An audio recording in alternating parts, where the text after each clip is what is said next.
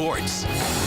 Less than 3 weeks ago, the Tigers steamrolled the Knights by 20 at FedEx Forum. The U of M hoping for a similar outcome this time around in Orlando. The Tigers looking for just their third win away from the Forum. We pick it up in the second half where the Tigers came out of the break on fire. Isaiah Maurice hits the big-time triple, giving the Tigers a 44-42 lead. The Knights, though, would go up 12 with 6 minutes to go, and who else but Jeremiah Martin to will the Tigers back in it, hit the three ball that cuts it to a 5-point game. Not done yet. Off the inbounds, gets the hoop and the foul.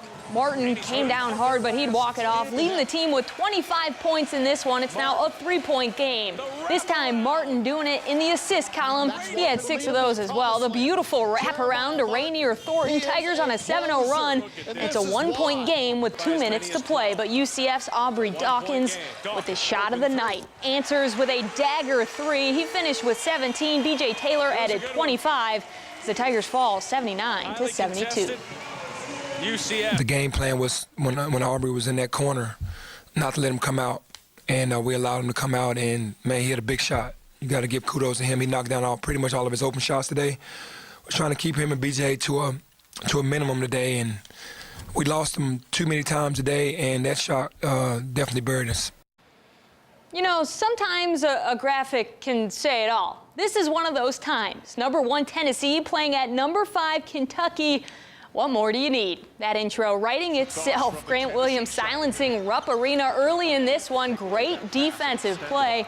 Gets the steal, and then the feed up to Levante Turner for the score. Vols down 31-27. Really, though, after that, the Wildcats just ran away with it. Rebound out to Tyler Hero, who rims in a triple. That made it 42-31 Kentucky as number 5. Kentucky dominates the Volunteers. E.J. Montgomery off the miss with the exclamation mark. 19-game winning streak snapped for the Vols. They lose 86-69. Over in Oxford, the Rebels hosting Missouri, looking for their 8th win in the conference. Defense, defense, defense. That's what Ole Miss was preaching today. Terrence Davis, the steal, then Devontae Shuler to the bottom of the net for 3. Ole Miss forcing 25 turnovers in the game. Not a fan of dropping spoilers, but it's tough to come back from that. Later, Blake Henson with a dime to DJ Buffin. Take another look at the no-look, setting up the slam. That's nice.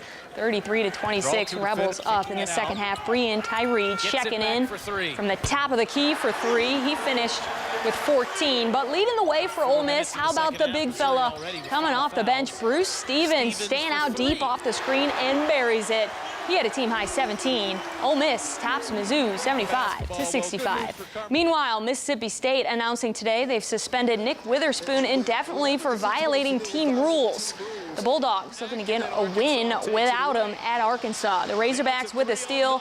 It almost got stolen, but it works out in the end. Jalen Harris makes sure of it. That dunk gives the Hogs a 2-point lead. But in the second half, Quindary Witherspoon takes over, hits the top of the key triple. He finished with 22 as the Bulldogs win on the road 77-67. While most of the NBA faithful will be checking out All-Star Weekend for tonight's dunk contest, here in the 901, Grizzlies fans tuning in to watch their point guard, Mike Conley, take part in the Skills Challenge. Conley going up against Celtics' Jason Tatum, and Conley out to an early lead, hits his first pass attempt cleanly, going way in front of Tatum, but it comes down to the 3-point shot. Conley can't make the first, misses the second, while Tatum beat him to it. Conley out in the first round, while Tatum would go on to win it all. Good effort for Mike, though.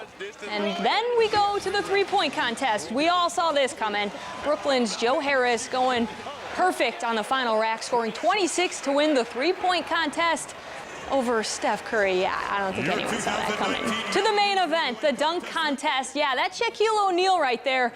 And then there's the Thunder's Abdou Diabo going over Shaq with the elbow in the rim. Good night, everyone. That's your game winner right there, ladies and gentlemen.